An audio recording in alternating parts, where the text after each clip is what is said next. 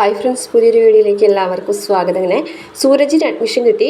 ആഷിത പുറത്തേക്ക് വരികയാണ്.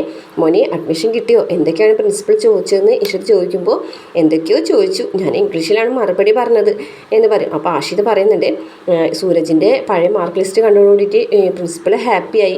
പിന്നെ ചിപ്പിയുടെ കസിനും കൂടിയാണെന്ന് അറിഞ്ഞോട് കൂടിയിട്ട് പിന്നെ പറയാനൊന്നുമില്ല. ചിപ്പിയെക്കുറിച്ചും പ്രിൻസിപ്പാൾ വളരെ നല്ല കാര്യങ്ങളാണ് പറഞ്ഞത് എന്നൊക്കെ പറയും. അതിനുശേഷം പറയുന്നുണ്ട്, പിന്നെ ലഹരിക്കെതിരെയുള്ള അവയർനെസ് ക്ലാസ്സൊക്കെ ഇവിടെ തുടങ്ങുന്നുണ്ടെന്ന് പറയുന്നുണ്ട്. അപ്പോൾ ഇഷിതയും പറയുന്നുണ്ട്, അതെ ഇപ്പോഴത്തെ കാര്യങ്ങളൊക്കെ അങ്ങനെയല്ല പോകുന്നത് എന്തായാലും നമുക്ക് നോക്കാം എന്നൊക്കെ പറയട്ടോ. അങ്ങനെ മഹേഷ് നിൽക്കണാകുമ്പോൾ ഇഷിത ഇപ്പോൾ വരാമെന്ന് പറഞ്ഞിട്ട് മഹേഷിൻ്റെ അടുത്തേക്ക് ചെല്ലുകയാണേ.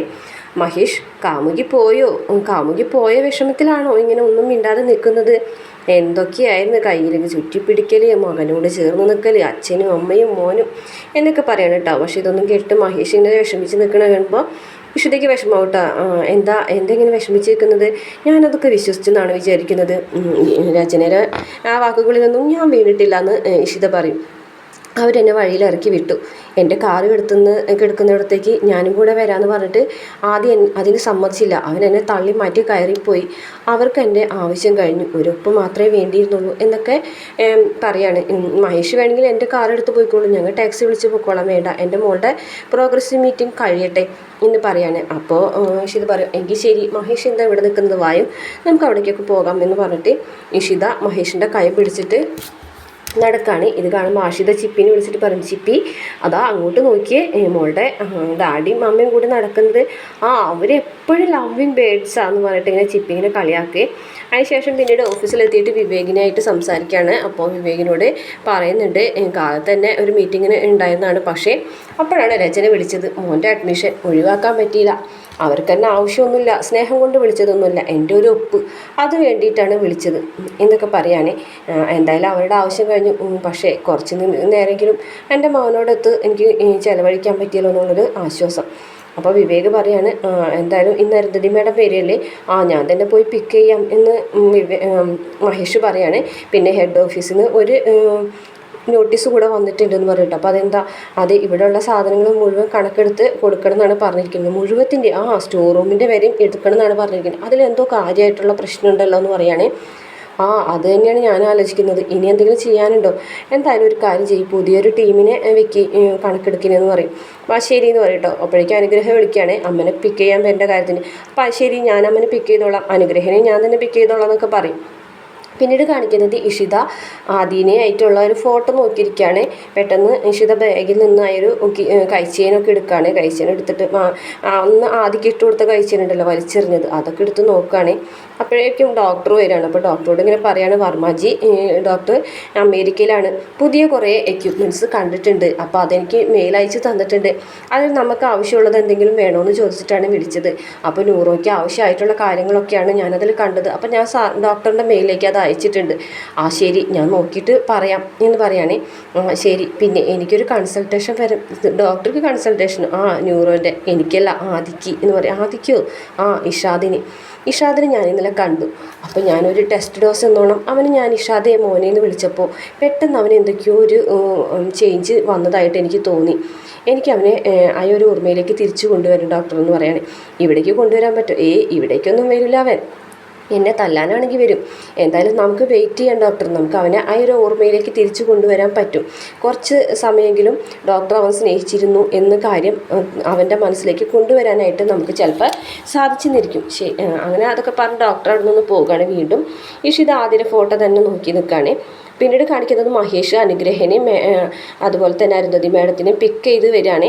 അപ്പോൾ മഹേഷ് പറയുന്നുണ്ട്, അനുഗ്രഹിക്ക് ബാക്ക് സീറ്റിൽ ഇരിക്കുകയായിരുന്നു, കുറേ നാളായാലും അമ്മനെ കണ്ടിട്ട്, ഞാനും കൂടെ ബാക്ക് സീറ്റിൽ ഇരുന്നാൽ മഹേഷ് ഡ്രൈവറായി പോകൂലേ, എന്തായാലും അത് വേണ്ടാന്ന് പറയുകയാണ്.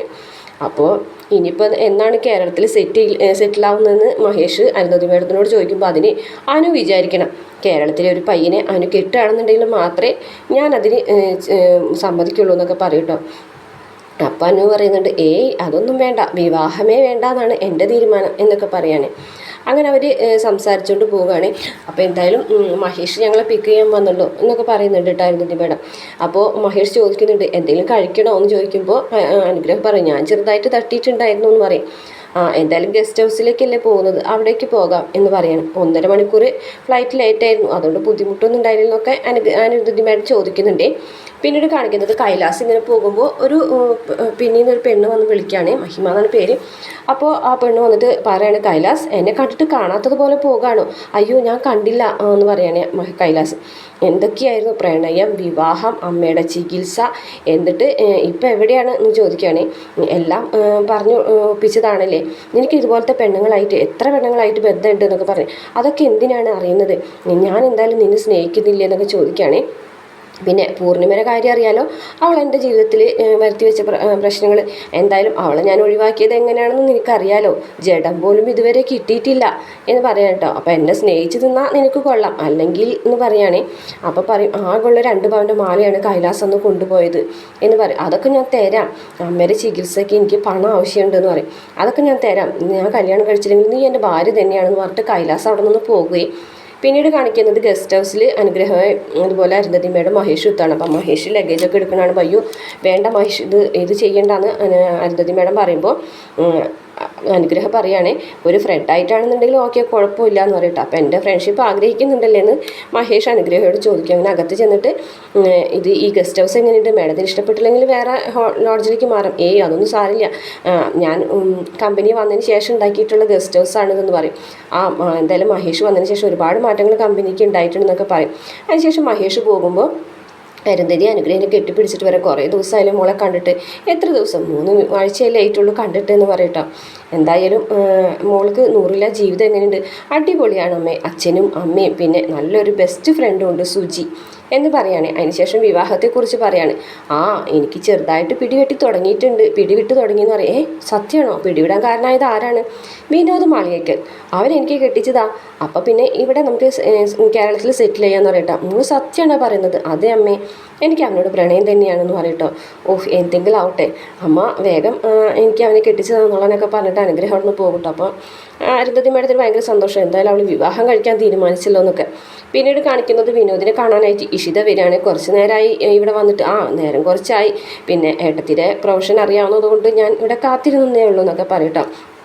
എന്തൊക്കെയുണ്ട് വിശേഷങ്ങൾ, സുഖമായിട്ട് പോകുന്നു ചോദിക്കട്ടോ. വീട്ടിലേക്ക് എന്താ വരാത്തത്? വരാം എന്ന് പറയുകയാണ്. പിന്നെ ഇവിടെ രാഷ്ട്രീയത്തെക്കുറിച്ചൊക്കെ സംസാരിക്കുന്നുണ്ട് കേട്ടോ. അപ്പോൾ രാഷ്ട്രീയത്തെ കുറേ കാര്യങ്ങളൊക്കെ പറയും. രാഷ്ട്രീയത്തിലുള്ളവരൊക്കെ കള്ളന്മാരാണോ എന്ന് ചോദിക്കുമ്പോൾ വിനോദ് പറയുന്നുണ്ട്, ഏറെക്കുറെ എന്ന് പറയാം. അതൊക്കെ സമ്മതിച്ചല്ലോ, ഏട്ടത്തിക്ക് രാഷ്ട്രീയത്തിലേക്ക് വരാനുള്ള നോട്ടമൊക്കെ ഉണ്ടോ എന്നൊക്കെ ചോദിക്കുമ്പോൾ അത് വരാതിരിക്കാൻ നിങ്ങൾ ശ്രദ്ധിച്ചോ എന്ന് പറയും. ഞാനെന്തായാലും ഈ ഒരു വിഷയം നമുക്ക് ഇവിടെ അവസാനിപ്പിക്കാം, വേറൊരു കാര്യം പറയാനാണ് ഞാൻ വിളിച്ചതെന്ന് പറയട്ടോ. അപ്പോൾ പറയും, എന്താണെന്ന് ചോദിക്കട്ടോ, സുജിനായിട്ടുള്ള റിലേഷൻഷിപ്പ് അതെങ്ങനെയാണെന്ന് ചോദിക്കട്ടോ. സുജി പറഞ്ഞു കാണുമല്ലോ, സുജി പറഞ്ഞത് തന്നെയാണോ വിനോദിന് പറയാനുള്ളതെന്ന് എനിക്കറിയണ്ടേ. പ്രണയമാണ് അവൾ പറഞ്ഞത്, എനിക്കും പ്രണയം തന്നെയാണ് എന്ന് പറയട്ടോ. വിവാഹം വേണമെന്നാണ് അവൾ ആഗ്രഹിക്കുന്നത്, ഞാനും അങ്ങനെയാണ് ആഗ്രഹിക്കുന്നത്. എല്ലാവരും സമ്മതിച്ചാൽ വിവാഹം നടത്താം, എല്ലാവരും സമ്മതിച്ചില്ലെങ്കിലോ എന്ന് ഇഷിത ചോദിക്കുമ്പോൾ അത് അങ്ങനെയൊന്നും വരാൻ സാധ്യതയില്ല എന്ന് വിനോദ് പറയും. അനുഗ്രഹിനായിട്ട് എങ്ങനെയാണെന്ന് ചോദിക്കട്ടോ. അനുഗ്രഹം എൻ്റെ നല്ല ബെസ്റ്റ് ഫ്രണ്ടാണ് എന്ന് പറയും. ഉറപ്പാണോ? അതെ, ബെസ്റ്റ് ഫ്രണ്ടാണ്. അനുഗ്രഹിക്ക് വിനോദിനോട് പ്രണയമുണ്ടോ എന്ന് ചോദിക്കുമ്പോൾ വിനോദ് ഇങ്ങനെ ഒന്നും മിണ്ടാതെ നിൽക്കുന്നത് കാണിച്ചുകൊണ്ടാണ് കേട്ടോ ഇന്നത്തെ എപ്പിസോഡ് അവസാനിക്കുന്നത്. വീഡിയോ ഇഷ്ടപ്പെട്ട മറക്കാതെ നമ്മുടെ ചാനൽ ഒന്ന് സബ്സ്ക്രൈബ്